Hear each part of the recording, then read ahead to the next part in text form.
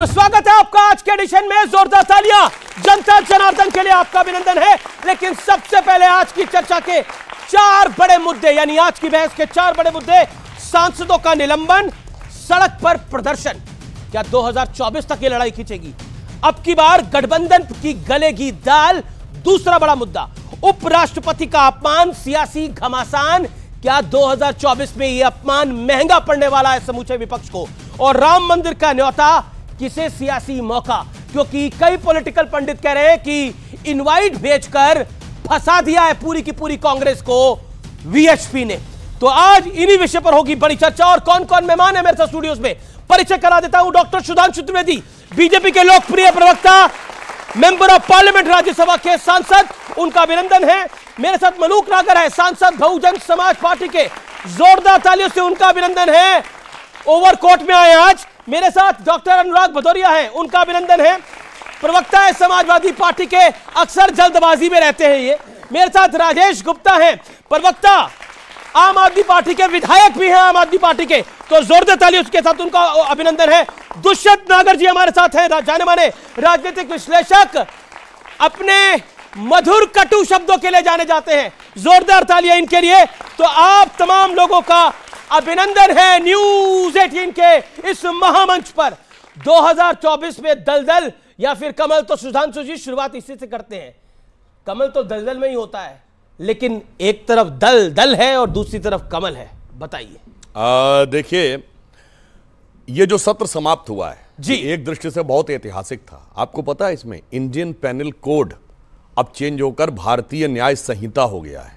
ये अंग्रेजों के जमाने के जो एविडेंस एक्ट था, पेनल कोड था, क्रिमिनल प्रोसीजर एक्ट था, 1860, 1872, वो सब समाप्त हो गया। ये नए भारत का नया स्वरूप है। आपको पता है इसमें क्या महत्वपूर्ण बात थी?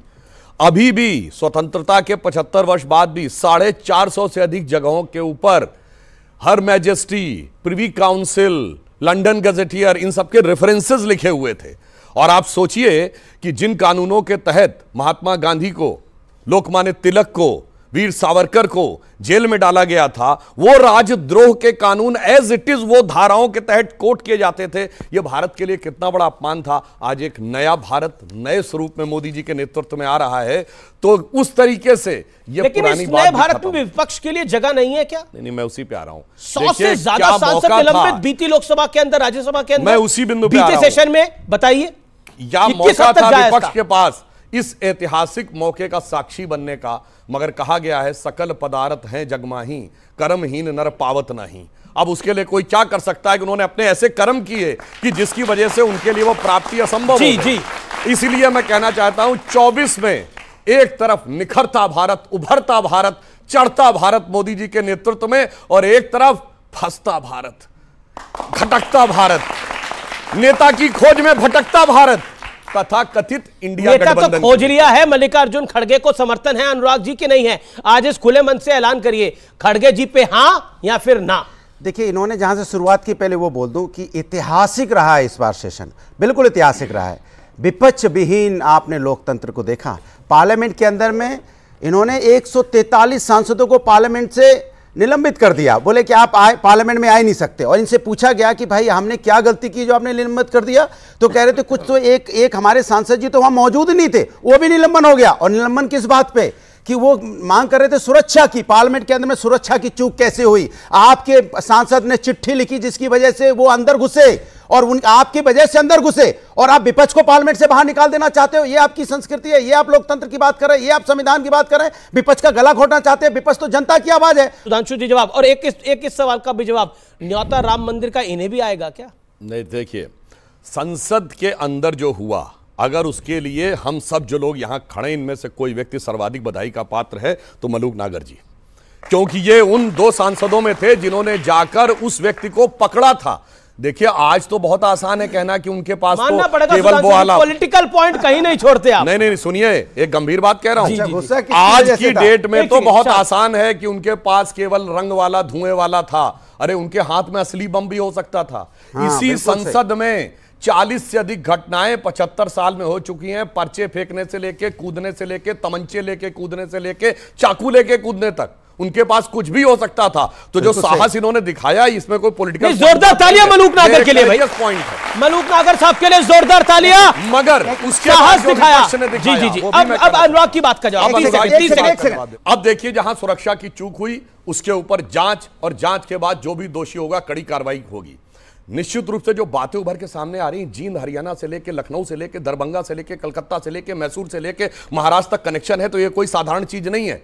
इसके तार बहुत दूर तक हो सकते हैं। मगर अफसोस की बात यह है कि विपक्ष संवेदनशील मुद्दे पर राजनीति करने से नहीं चूकता। मैं उदाहरण देना चाहता हूं, दुनिया के इतिहास की 2 सबसे बड़ी सुरक्षा चूक वर्ल्ड की हिस्ट्री की आज तक। अभी 1 अक्टूबर में जो हमास घुस गया इजराइल में, दुनिया के इतिहास की सबसे बड़ी सुरक्षा चूक में से एक है, और एक 9/11 का अमेरिका का। एक अरे भाई, बात नेतन्याहू के खिलाफ जबरदस्त आंदोलन चल रहा था, सड़कों के ऊपर आंदोलन था, विपक्ष ने आंदोलन रोक दिया। 9/11 से लेके इस हमास के ऊपर कभी इजरायली अमेरिकी पार्लियामेंट में आप दिखाइए कि विपक्ष छाती पीट रहा हो, अभी बयान चाहिए, ये चाहिए, बैनर लेके खड़े हो। यही अंतर है हमारी सोच और इनकी सोच में राष्ट्रीय सुरक्षा को। ठीक है, एक सेकंड, बाकी लोगों को भी आने दीजिए।